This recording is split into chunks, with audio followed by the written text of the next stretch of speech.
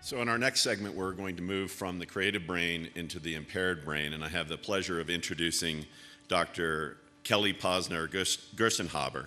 She's not only one of the members of the board of the Brain Institute, but she's the founder and principal scientist at Columbia Lighthouse Project.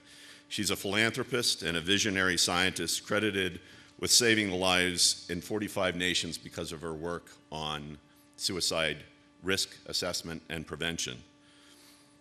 The former Deputy Secretary of Education says her work on suicide risk assessment has the potential to keep 65 million children safe. And her work for the DoD on suicide prevention for the military was called nothing short of a miracle. Her work was also noted in a recent keynote speech at the White House and at congressional hearings. Named one of New York Magazine's most influential people, she received the New York State Suicide Prevention Award and was named the most distinguished alumna of her graduate school of the past 50 years. Kelly?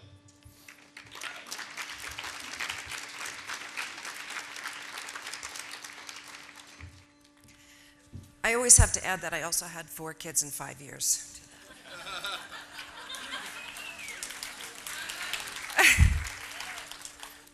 I promise this is not going to be a depressing talk. You're going to leave feeling very hopeful, though I'm talking about a depressing subject. So, suicide is one of the world's most major public health crises. It's a leading cause of death across the world, across ages, every 40 seconds across the globe, every 13 minutes in the United States. Nearly 1 million people die, 25 million people a year try to end their lives. It accounts for more deaths than war, homicide, and natural disasters combined. Did you know that it's actually the #1 cause of death among adolescent girls across the globe? #1. It is the second leading cause of death in 10 to 24-year-olds in the United States. And if you take the precursors, did you know that when the CDC does studies of your average high schooler across the nation, almost 10% say they've tried to take their life in the past year? And these are non-depressed, non-disadvantaged, and we know those are gross underestimates before we've had any comprehensive monitoring. So that means in any typical classroom, 3 students will have done that in the past year, and it's probably double that number. It kills more people than car crashes in the United States. #1 cause of injury mortality. Again, for every depressing statistic, I have a hopeful solution. And it's just this global mental health crisis. You know, depression is the most debilitating disease in the world in middle and high income countries, soon to be everywhere. Costs humanity more than anything. And you know what? Nobody, it doesn't discriminate. We are all vulnerable. 6 in 10 women, 4 in 10 men, cuts across age, race, sex, religion, or income. And literally, you all know this. Suicide touches everybody. There's not a person that doesn't have a story. It actually, 135 people are affected for every death. And these effects linger across generations because of the silence and the stigma that often follows. Here's a very alarming perspective that I need to give you. Do you know that the CDC has told us that our life expectancy is actually going down? We are the only developed nation in the whole world where it's not going up, okay? And we don't have cures for cancer or heart disease, but we do know that suicide, which contributes to this, is preventable. It is our one preventable cause of death.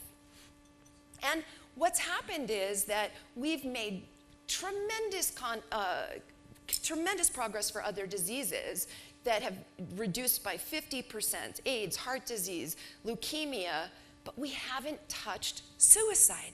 In fact, it's gone up. Why is that? Because of stigma, because of a lack of easy way to identify people who are at risk and need help, and also, depression and suicide are the most devastatingly under-recognized and underfunded diseases. Remember, costs humanity more than anything. We don't spend anything to fix it. And that's a devastating, the head of NIMH said, the under-recognized public health crisis of suicide. We also know that nearly 50% of people who die by suicide have seen their primary care doctor the month before they die.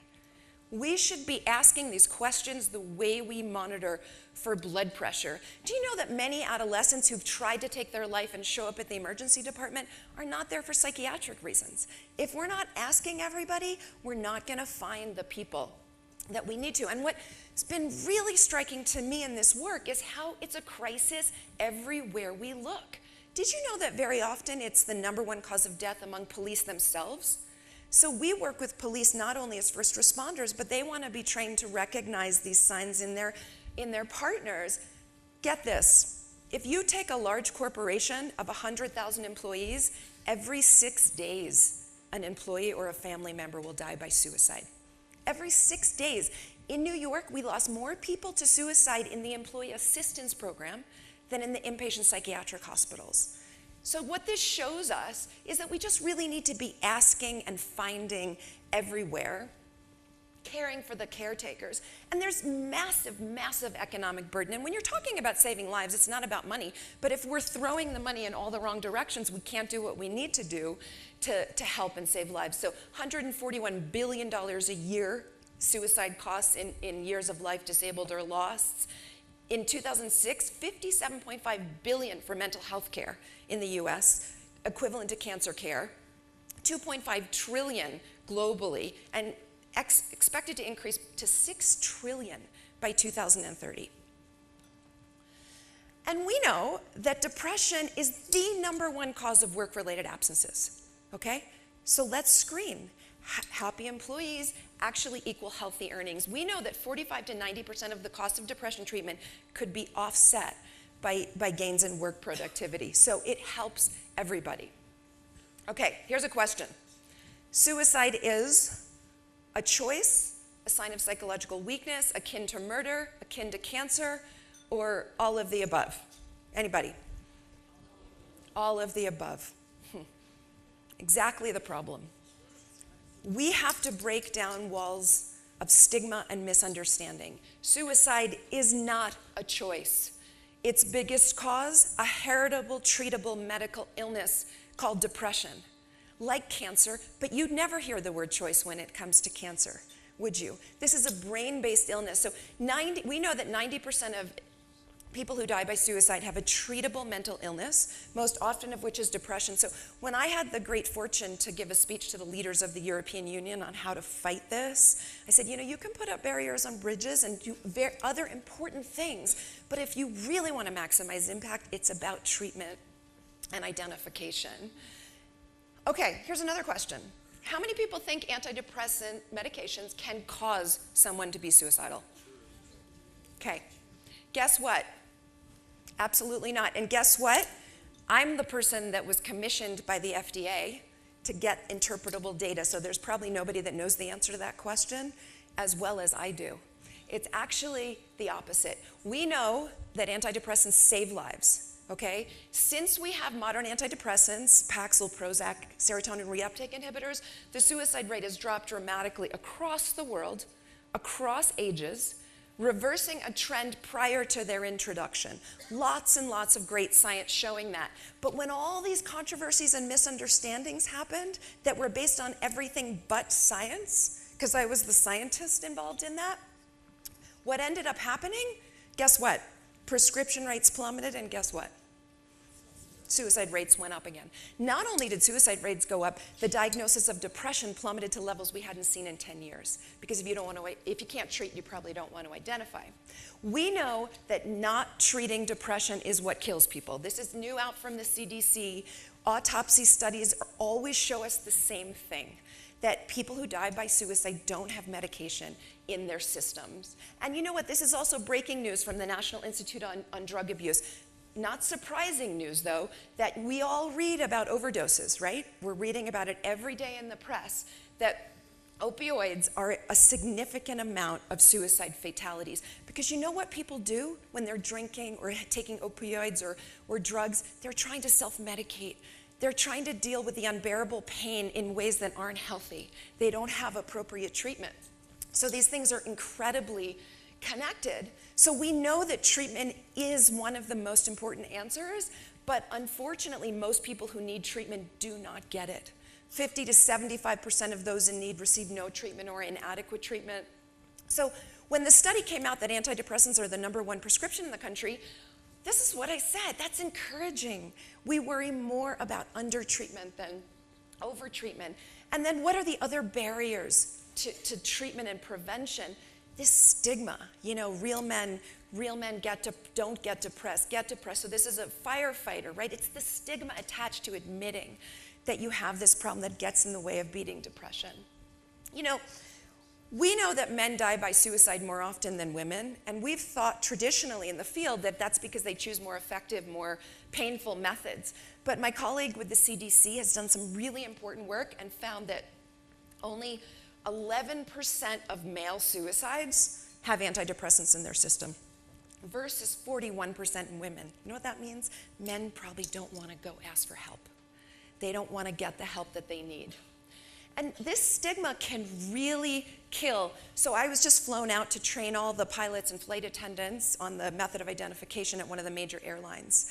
And pilots are part of the community. They have biology. They suffer from depression. It used to be 5 years ago, you could not be depressed and fly. You lost your license. Now we're making progress. There's a list of 5 things that they can.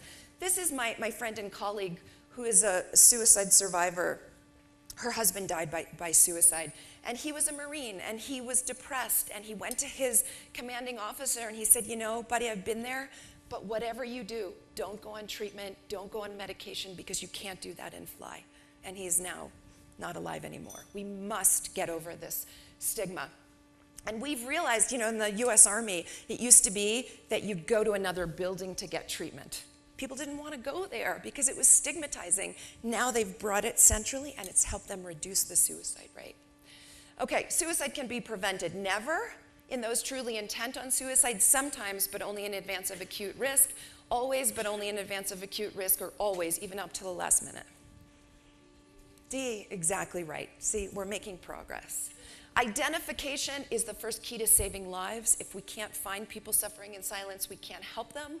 So my work that was referenced is this Science to Service story, a few simple questions to save a life that identify people who need help and get them to the care that they need. And you're going to hear from my friend Kevin Hines in a few minutes, who survived jumping off the Golden Gate Bridge. And he will tell you that he said if just one person had asked him if he was okay, he wouldn't have done it. Most people considering suicide want someone to save them. What we need is a culture in which no one is afraid to ask. So what is the power of asking? So since we implemented these questions in the largest community behavioral health provider in the United States, in Tennessee, they reduced their suicide rate by 65% in the first 20 months. And they brought it to life by telling a story about a man who they called a few times, and he said he was fine. He said, the last time you called me and asked me those questions, I was on the bridge. The unbelievable potency of being able to ask. And one of the really important things is that everyone everywhere can ask, and that's part of what we need to do to save lives. I went to train a Hindu temple in upstate New York, trained the priests and the grandmothers and the grandfathers and the high school kids, and 2 weeks later, there was an article in the newspaper, this grandma who couldn't read, her grandson walked in, didn't look very good. She asked the questions, and it said probably saved his life. I just went to Princeton the other day, trained the athletic coaches and the resident advisors and the security. There was a community member here, a boy said to his friends, I'm going to kill myself after the lacrosse game tonight, which is exactly what he did. But nobody knew to take it seriously. I went to this big hospital, said, we trained the janitors. And this clinician from the VA said, exactly right. I'll never forget that case where the only person that vet spoke to was the janitor. Doesn't mean he's ever going to need to do this, but he'll be prepared to. Parents are using it to save kids' lives. So we've learned, this is a very important memo from the Undersecretary of Defense, to say we must go beyond the medical model. We must put questions in everybody's hands. So guess what? The Marines, they trained all support workers, clergy, legal assistants. That helped them achieve a 22% reduction in the rate of suicide. And that's what every community can look like. So 48 states have gone top down. This is what the Air Force looked like. So now every spouse will have the cards, every airman, every kid, so that Kim Ruoko doesn't need to lose her husband, perhaps. She said, if only I'd had those questions, I would have known not to leave him alive. And really, hot off the presses, since asking and doing this approach, Utah reduced their state suicide rate for the first time in 10 years, reversing an alarming upward trend over the past 10 years. But Utah's one state, right? We can be doing this everywhere, and that's really important. Now, what does this mean? The power of asking. We heard about the Deputy Secretary. This could actually help address one of our nation's most major crises. You know, we've had over 1,000 mass shootings since Sandy Hook alone, okay? Over 1,000. And we also know, however, that up to 90% of shooters have have suicidal issues. So if we ask a few questions, maybe we can find them before it's too late. And that's why he said we can keep all of these children safe. And we've been working with the NRA and the gun community so that everybody can be asked. You know that guy who goes up to the gun shop counter, does not want to die, does not know that there's help? And we can be asking these questions. You know, 2/3 of gun deaths are suicide.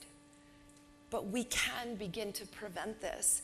So that it's a really important thing. You know, when I was talking about this, and Jim was quoted, Shelton, the Orlando hostage negotiators saw me at the tail end and brought me down to train the hostage negotiators the week of Orlando, which was really powerful. And you know, a large portion of hostage takers are suicidal. So they said the same thing. We need this. We need this to save our own lives. We need this to prevent these devastations. And you know why this story is important, or people like it, is because it cuts across all the impasse of gun control, right? There's nobody on either side of the aisle that doesn't get the simplicity of that. And we know that when we just ask, we break the silence. We give permission to connect and build a path to openness and resilience across generations. And Israel, the country of Israel, who every school teacher in Israel has these questions in their pocket, and everybody else. And they said, it's not only saving millions of lives, it's literally changing the way they live their lives, breaking down barriers that have been built up over thousands of years. So now the third-generation Holocaust survivor, who never had a voice, does. The Israeli provider is talking to the Arab child.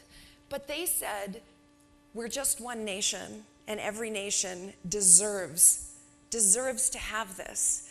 You know, and that's what you talked about, 1 person in 300. Everybody in this room can take this and save many lives, and Aspen is only the beginning. There's a whole world out there. Because when we work together as a community to identify, to understand that we can do this and to break down these barriers, we can actually together achieve a world without this horribly tragic, unnecessary loss of life. So when communities come together, there's hope, and we're seeing that every day. So thank you very much for your attention.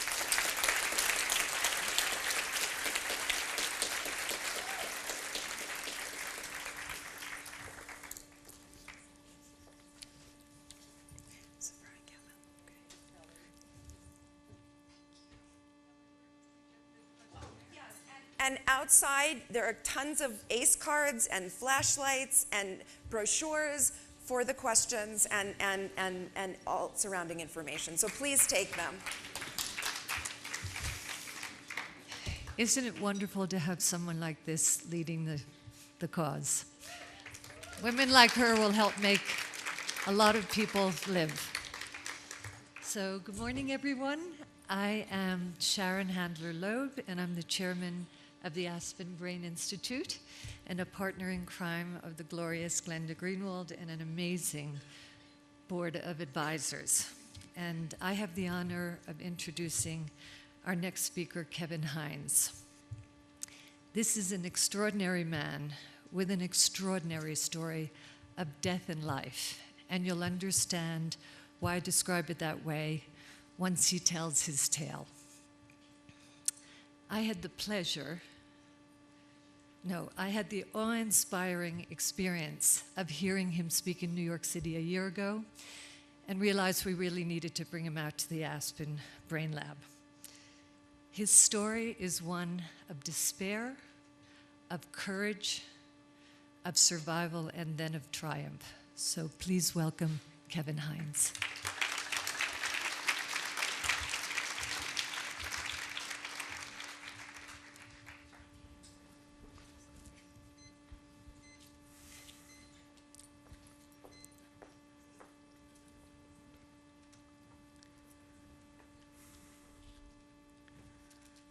Before I begin, I just want to take a moment to bring us together, and if we could all take a moment of silence for all of those that we have lost to suicide, all of those that we know, that we love, and that we care about live with any kind of diagnosable mental illness or substance use disorder.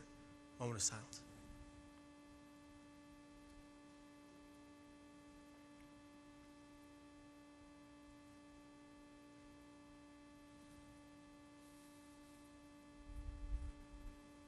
Are you okay?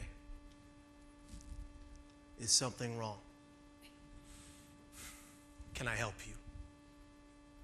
My new friends, those were the only words I wanted to hear the day I found myself standing atop the Golden Gate Bridge walkway. I was 19, and I was not making a choice. I believed beyond a shadow of a doubt that I had not one other course to take but to die using these two hands. I believed I was useless. I knew I had no value or worth, and I absolutely thought that everyone in my family and all of my friends considered me their greatest burden. And on all accounts, I was wrong, but I couldn't see it. I stood atop that bridge after catching two buses there, a Muni train and a bus in San Francisco. On that first train, I sat in a cornered area looking out of reflective glass at that man I had come to loathe. Looking at that man that I vowed I could never be anymore. Every time I would look in the mirror at home leading up to my attempted suicide, that man would tell me how useless and worthless I was. He would say things like, "Kevin, you have to die because you don't have a choice. It's inevitable. You're a horrible person." And at that time in my life, I had been battling for 2 years a diagnosis of bipolar disorder type 1 with psychotic features, just like my biological parents before me as I am adopted. You see, they lived with that disease, that diagnosis, and they coped with drugs, and they died of drugs, but they died of mental illness. I could never understand that that man was always just me. And on that train, it was the same feeling. And I was hearing voices in my head, auditory hallucinations from trauma as an infant, auditory hallucinations telling me what I had to do. And I got from that train only money to get on that train, to get a paper transfer, to get on that next bus that would take me out to that bridge. And I sat in that bus in the very back row, in the middle seat, looking out upon everyone as I am right now. 100 or so people eventually boarded this bus. And that's when it happened. I became what suicidologists call ambivalent. I don't want to die. What am I doing? I'm 19. I don't have to do this. Kevin, call anyone. Get a phone. Find a phone. Call your father who you were living with. Ask for help. But the voice in my head said, "Be quiet, Kevin. You have to do this." And then that voice became louder than it had ever been. At decimals, I can't explain to you literally because it would pierce eardrums, yelling at me what I had to do. And as I sat on that bus, crying like a child, waterfalls pouring from my eyes, mucus dripping from my nose, one of those real unattractive cries, and I'm on that bus crying like that, and not one person said anything as I'm yelling aloud to the voices in my head, "Leave me alone. What did I ever do to you? I don't want to die." The man to my left was the only man to react aloud. He said to the fella to his left, while pointing at me with his thumb, with a smile on his face, "What the hell's wrong with that kid?" And that, my friends, is what's wrong with some of this society today. The ability to see someone, anyone, in the most pain they've ever experienced and feel nothing but apathy, Well, that's his or her problem, but it ain't mine. I disagree. Like most of you, maybe all of you, I believe that if we are nothing else on this planet, we are one thing. We are each other's brothers and sisters keepers. And you don't have to have faith in God to believe that. I believe we are not here solely for our own personal betterment or gain, but that we are here to give back to each other. Those we love, those we know, those we care about, those we don't know from Adam, and those we don't even like. But on that bus, which arrived at the Golden Gate Bridge parking lot, I had one thing to do. And I sat there until everybody deboarded. They got off that bus with their fanny packs from 1985 in the year 2000. They were colorful, if you can imagine. Who had a fanny pack? Come on. Come on. Who still has one? Who rocks it today? That's what I'm talking about. All your friends want one, everyone in this room. They get off that bus with cameras that your kids wouldn't understand weren't yet phones. They get off that bus with foreign accents from all over the world. And they were there to create beautiful memories for those back home. They were there to create gorgeous things with their cameras off of that bridge, because that's what 20 million people do every year. They go there to see that view.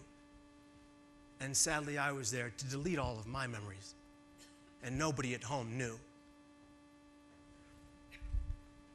I walked across that bridge for 40 minutes, crying, like I told you. And bikers, joggers, tourists, runners, police officers searching for suicidal people, they all went by me twice. And those officers hadn't been trained in suicide prevention efforts yet. They are today. They save roughly 100 to 120 lives a year, yet one person dies off the Golden Gate Bridge every 7 to 10 days. But that, my friends, guess what, gets to stop, because as of 2021 in January, we just broke ground on the net that will delete suicides from the Golden Gate Bridge forever beyond that point. They're building it now. Not one more beautiful human being's soul will be lost to that bridge as of 2021. But that wasn't the case when I was there. And I found my spot, a particular light rail. And that's when a woman from my left approached me. She had blonde curly hair, and she wore those sunglasses you ladies love to wear that don't fit your face. No offense meant, but they're large, and you kind of look like a bug. I'm just saying. Just saying. And she approached with a smile on her face, and I thought to myself, this is it. She is going to ask me if I'm okay. I don't have to do this. I don't have to die today. I'm 19 and I don't have to do this. And she approached, and then she pulled out a digital camera and she said, "Will you take my picture?" I looked at her and I thought, this is terrible timing. But okay. So I took her camera, and she posed like 5 times, like a model. And I gave her the camera back, and she walked away. But she didn't walk 20 yards off the bridge. She walked back across the entire span, taking pictures the whole way. Because that's what people did. And that's when I said to myself, absolutely nobody cares. Was that true? Was that true? Everybody cared. Every member of my family, every one of my friends, my acquaintances would have been there to rip me from that rail to safety because they cared if they knew where I was or what I was doing. But my brain wasn't allowing me to care. I was in the most brain pain I had ever experienced. And my beliefs were wrong because of distorted reality and limited life view and irrational thought that leads to suicide. And she walked away. I said nobody cares. I walked back to the traffic grounding. I sprinted forward, and I catapulted myself into free fall. But that, my friends, is not the important part of the story, unlike some people believe it is. The next moment is, because at the millisecond of free fall, the millisecond my hands left that rail and my legs cleared it, instant regret for my actions. And the absolute recognition that I had just made the greatest mistake of my life, and that it was too late.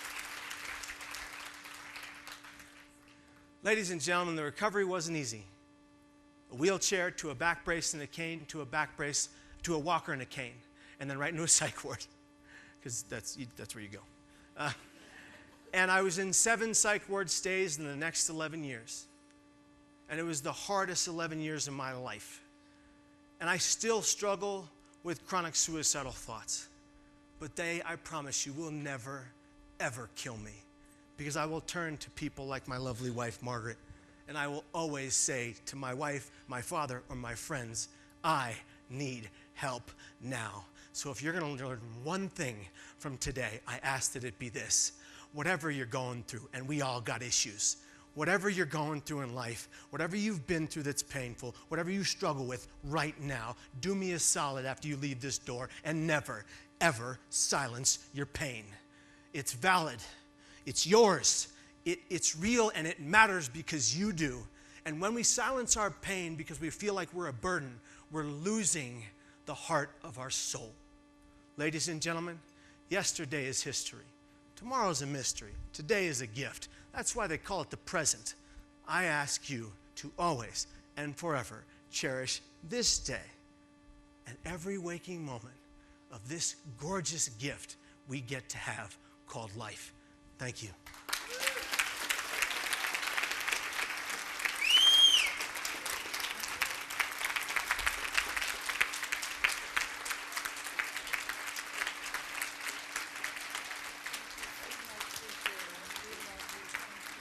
Thank you very much.